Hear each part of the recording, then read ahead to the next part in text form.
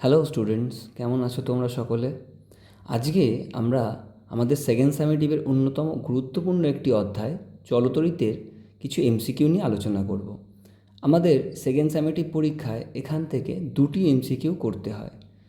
তো কিছু টাইপের এমসিকিউ আমরা আজকে আমাদের এই ভিডিওটাতে আলোচনা করব।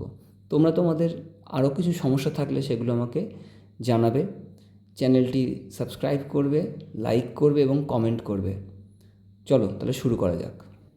আমরা আমাদের এই প্রথম এমসিকিউটা সলভ করার জন্য r=ρ/l/a এই সমীকরণটা ব্যবহার করব। এখানে আমাকে প্রশ্ন করা হয়েছে কোনো পদার্থের রোধাঙ্কের একক হলো দিয়ে এই 4টি অপশান দেওয়া হয়েছে। তো দেখা যাক, রোধাঙ্ককে আমরা রো দিয়ে প্রকাশ করে থাকি। রোধাঙ্ক রো হবে r/a ডিভাইডেড বাই l। আর কি? রোধের একক। রোধের একক কী হবে? ওহম। ক্ষেত্রফল সেন্টিমিটার স্কোয়ার। নিচে কী আছে ভাগে? সেন্টিমিটার। তাহলে এখান থেকে আমরা কি পাবো? আমরা এখান থেকে পাবো ওহম সেন্টিমিটার। অপশান কি হবে? অপশান হবে সি।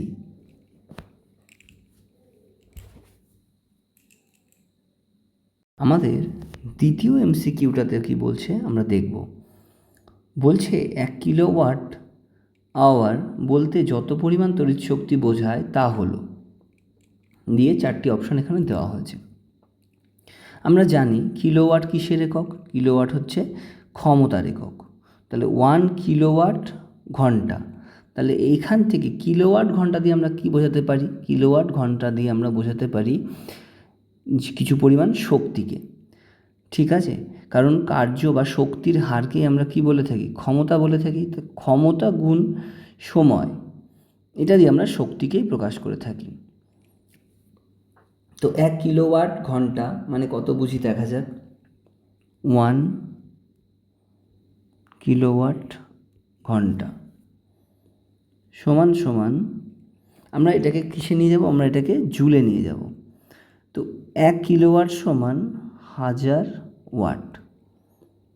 ঠিক আছে, আর 1 ঘন্টা সমান 3600 সেকেন্ড। ঠিক আছে,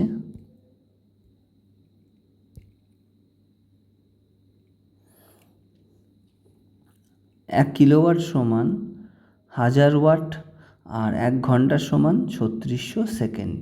তাহলে এখান থেকে আসবে ওয়াট সেকেন্ড। 1000 × 3600 watt second. এই ওয়াট সেকেন্ড মানে আমি কি লিখতে পারবো? এখান থেকে আমি ওয়াট সেকেন্ড মানে আমি এটাকে ওয়াট সেকেন্ডের জায়গায় আমি জুল লিখতে পারবো। আর এখান থেকে আমি কত পাবো? 36365। ঠিক আছে, তো এটাকে যদি আমি এক্সপ্রেস করি এখানে যে যে ফর্মগুলো আছে তার মতো করে, তাহলে এটা আমরা দেখাতে পারবো। এটা হবে 3.6 × 10⁶, 3.6 × 10⁶। অ্যান্সার হবে অপশান ডি।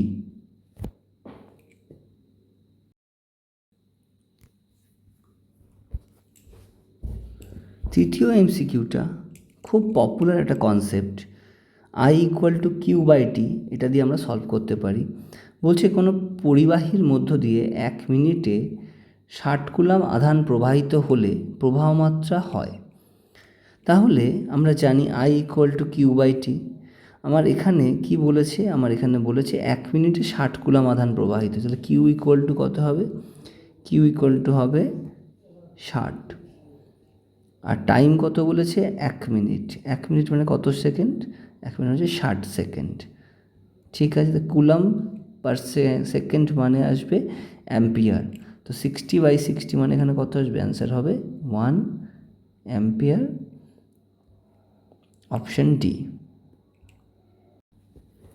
আমরা আমাদের পরবর্তী এমসিকিউটাতে চলে এসেছি। কি বলছে? বলছে বাড়ির তড়িৎ বর্তনীর মেইন ফিউজটি যুক্ত থাকে কোন কার সাথে? নিউট্রাল তারে, লাইভ তারে, আর্থ তারে, লাইভ ও নিউট্রাল উভয় তারে। তো এটা আমরা যদি একটুখানি ভেবে দেখি, আমরা আমাদের রোজকার জীবনে এই সংক্রান্ত ব্যবস্থাপনা দেখে থাকি। তো সেখান থেকে আমরা বলতে পারি যে মেন ফিউজটা যেটা মেন ফিউজ, ঠিক আছে, মেন ফিউজটি থাকবে কার সাথে? এই লাইভ তারের সাথে। কোথায়? বাড়িতে যেখানে মেন সুইচ থাকে সেই মেন সুইচের পরেই এটি যুক্ত করা থাকে লাইভ ওয়্যারের সাথে। অপশান হবে অপশান বি। পরের এমসিকিউটা এবার দেখব। রোধের শ্রেণী সমবায়ে যে রাশিটি ধ্রুবক থাকে তা হলো। অপশান হিসেবে আমাদের দেওয়া রয়েছে বিভব প্রভেদ, ক্ষমতা, তড়িতাধান এবং তড়িৎ প্রবাহ মাত্রা। যখন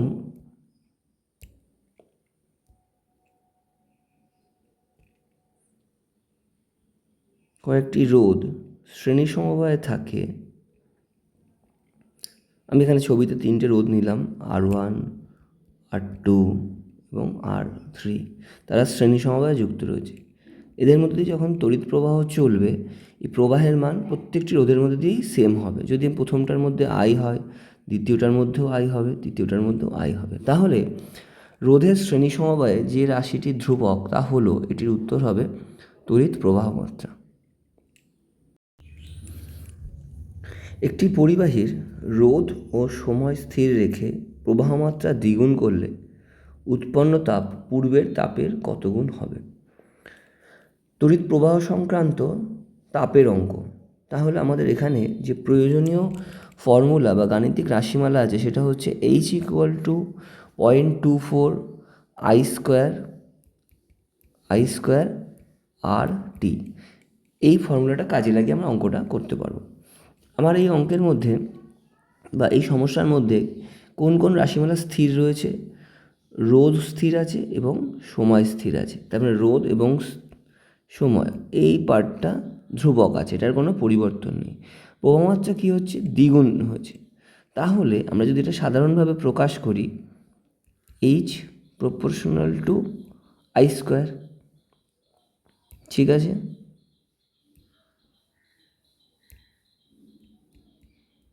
I²। তাহলে প্রথম ক্ষেত্রে উৎপন্ন তাপকে যদি H1 বলি, দ্বিতীয় ক্ষেত্রে যদি H2 বলি, তাহলে কেমন হবে? I²/2I তার হোল স্কোয়ার, তাহলে এটা 4I হয়ে যাবে, যেহেতু দ্বিতীয় ক্ষেত্রে দ্বিগুণ হয়েছে।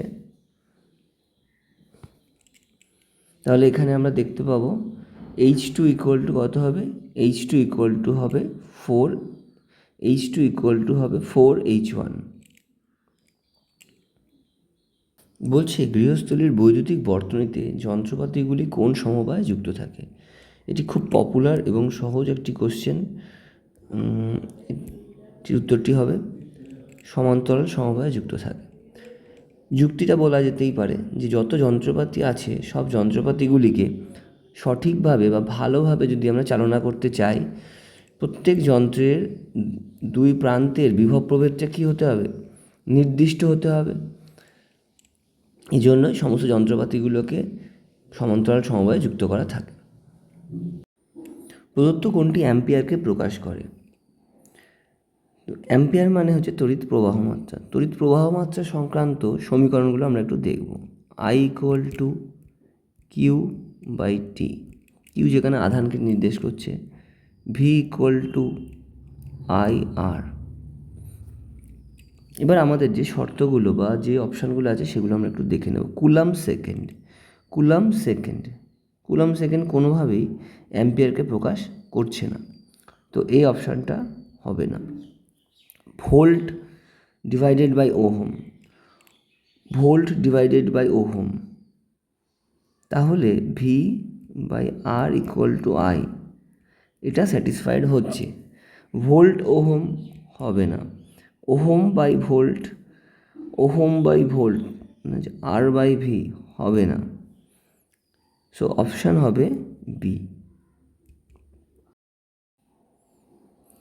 বিভবকে যদি আমরা ভি দিয়ে প্রকাশ করি, কার্যকে ডাব্লিউ দিয়ে এবং আধানকে কিউ দিয়ে, এদের পারস্পরিক যে সম্পর্ক স্থির তড়িতের খুব গুরুত্বপূর্ণ একটা সম্পর্ক, W = Q/V দ্বারা নির্দেশিত হয়।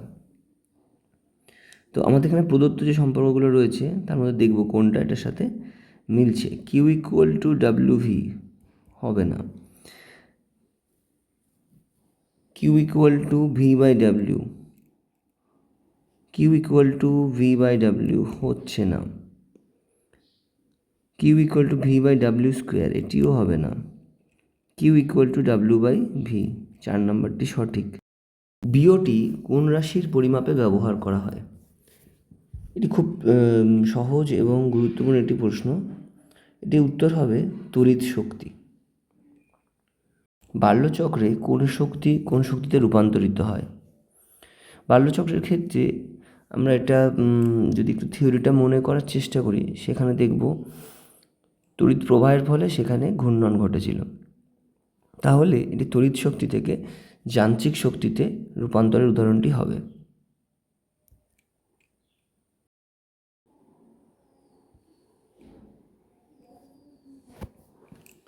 নিচের সম্পর্কগুলি যে সমীকরণ দ্বারা সম্পর্কিত, এই ধরনের একটি সমস্যা আমরা আগেও করেছি। সেটা হচ্ছে H equal to 0.24 I square R t, কিন্তু এখানে সম্পর্কগুলো আছে ভি ফর্মে। তাহলে আমরা আইটাকে কি করব? সাবস্টিটিউট করে নেব ভি ইকুয়াল টু আই আর ব্যবহার করে। তাহলে 0.24 আইয়ের জায়গায় আমরা কি লিখব? যেহেতু ভি ইকুয়াল টু আই আর, তাহলে আই ইকুয়াল টু লিখব ভি বাই আর। তাহলে ভি বাই আর তার হোল স্কোয়ার আর টি। তাহলে এখানটা থেকে গণনাটা করলে V square 0.24 V square by R into t. তাহলে দেখি এখানে কোন অপশানটাতে হচ্ছে ভি স্কোয়ার, আমার যেটা এলো H equal to 0.24 V square by R into T, H equal two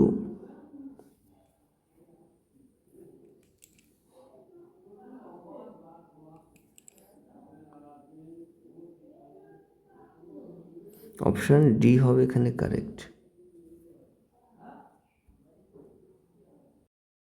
কোনো তড়িৎ কোষের তড়িৎচালক বল যদি ই হয়ে থাকে এবং সেটিকে যদি কোনো বর্তনীতে ব্যবহার আমরা করে থাকি, তাহলে সেখানে আমরা দেখাতে পারি E equal to I R plus I into small R. Small আরটা হচ্ছে অভ্যন্তরীণ রোধ। যদি একটি বহির্রোধ আর হয়ে থাকে, তাকে একটি ব্যাটারির সাথে কানেক্ট করে দিই, এর ইএমএফ হচ্ছে ই। এই রোধের দু প্রান্তে বিভব প্রভেদ যদি ভি হয়ে থাকে এবং এই ব্যাটারির অভ্যন্তরীণ রোধ যদি স্মল আর হয়ে থাকে, তাহলে আমরা দেখাতে পারবো E equal to I R. I আরকে আমরা বলবো ভি প্লাস আই আর। তাহলে অবশ্যই ই এর ভ্যালু ভি এর থেকে বেশি হবে, তো ই গ্রেটার দেন ভি। 12 ভোল্ট বিভব পার্থক্যে 2 কুলম্ব চার্জ গতিশীল কৃতকার্য হয়। তাহলে এটা আমরা W equal to Q into V সমীকরণ দ্বারা করতে পারি। এখানে বিভব পার্থক্যের মান আছে 12 এবং আধানের মান আছে 2 কুলম্ব। অপশান 2 ইন্টু 24 2 ইন্টু 12 হবে 24 জুল। Option C. বলছে শ্রেণী সমবায়ে যুক্ত 3টি রোধ R1 R2 R3। 3টি রোধ R1 R2 আর R3 এরা শ্রেণী সমবায়ে যুক্ত। রোধগুলোর মধ্যে দিয়ে I1, রোধগুলোর মধ্যে প্রবাহমাত্রা হচ্ছে I1 I2 এবং I3। এখানে বলেছে রোধ R1 greater than R2 greater than R3। তাহলে এই I1 I2 I3-র মধ্যে সম্পর্ক কী হবে? আমরা জানি শ্রেণী সমবায়ে যখন রোধ থাকে তখন সবার মধ্যে দিয়েই কারেন্ট কী হয়? কারেন্ট সেম হয়। তাহলে I1 equal to I2 equal to I3 হবে। কোন অপশানটা এটা হচ্ছে? Option B. আমরা এই অঙ্কটির জন্য যে সমীকরণ বা যে গাণিতিক সম্পর্ক ব্যবহার করব সেটা P equal to I V. P equal to ব্যয়িত ক্ষমতা এবং আই হচ্ছে প্রবাহ মাত্রা, ভি হচ্ছে বিভব প্রভেদ। তো এখানে বিভব প্রভেদের মান দেওয়া আছে 200, 40 ভোল্ট আর ব্যয়িত ক্ষমতা হচ্ছে 60 ওয়াট। তাহলে বাতির রোধ জানতে চেয়েছে। তো দেখা যাক এটাকে আমরা কীভাবে করতে পারি। আই ইকুয়াল টু আমরা জানি I equal to V by R, তাহলে পি ইকুয়াল টু হবে ভি স্কোয়ার বাই আর, তাহলে আর ইকুয়াল টু হবে ভি স্কোয়ার বাই পি। ঠিক আছে, ভি স্কোয়ার বাই পি। এবার ডেটাগুলো আমরা যদি বসিয়ে দিই এখানে, যেমন ভি এর জায়গায় 240 আর পি এর জায়গায় 60, তাহলে হবে 240 স্কোয়ার বাই 60, তাহলে আসবে 240 ইন্টু 4, 240 ইন্টু 4।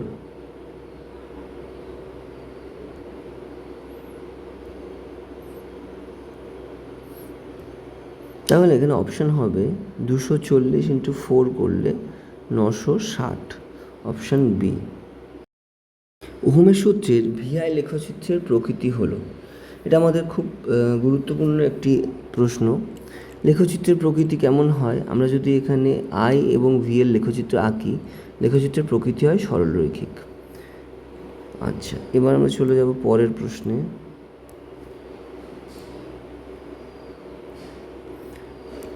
আদর্শ ভোল্টমিটারের রোধ হওয়া উচিত অসীম, শূন্য, এই দুটোর মধ্যে যে কোনো একটি হবে।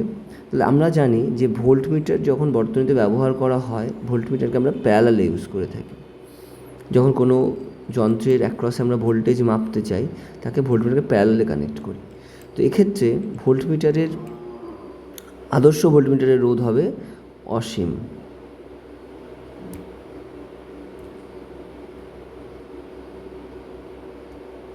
তড়িতাধানের মাত্রীয় সংকেত কিউ ইকুয়াল টু আমরা জানি আই ইন্টু টি, তড়িৎ প্রবাহ মাত্রা ইন্টু সময়, তাহলে সেক্ষেত্রে আমাদের অবশ্যই অপশান এ হবে।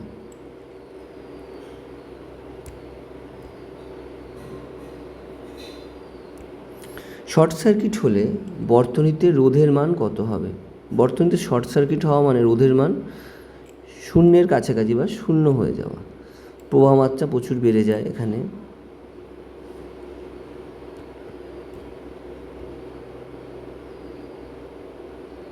তড়িৎ প্রবাহের ফলে চুম্বক শলাকার বিক্ষেপের দিক যে নিয়ম দ্বারা নির্ণয় করা যায় তা হলো ফ্লেমিংয়ের বামহস্ত নিয়ম, অ্যাম্পিয়ারের সন্তরণ নিয়ম, ফ্লেমিংয়ের ডানহস্ত নিয়ম এবং মোটরের নিয়ম। তো তড়িৎ প্রবাহ যখন কোনো বর্তনীর মধ্যে যায়, তার চতুর্দিকে যে চৌম্বক ক্ষেত্র সৃষ্টি হয় এবং তার দরুন চুম্বক শলাকার যে বিক্ষেপ, এটি আমরা অ্যাম্পিয়ারের সন্তরণ নিয়ম দ্বারা নির্দেশিত করতে পারি। আজকে এখানেই শেষ করছি। এর পরের দিন আবার একটি চলতরিতের ভিডিও নিয়ে আসব এবং সেখানে আমরা বড় কোশ্চেন নিয়ে এবং অন্যান্য ছোট প্রশ্নগুলো নিয়ে আলোচনা করব এবং কিছু অঙ্কও শিখব। তাহলে আজকে এখানেই শেষ করছি। ভালো থেকো তোমরা সকলে এবং মন দিয়ে পড়াশোনা করো। Good bye everyone.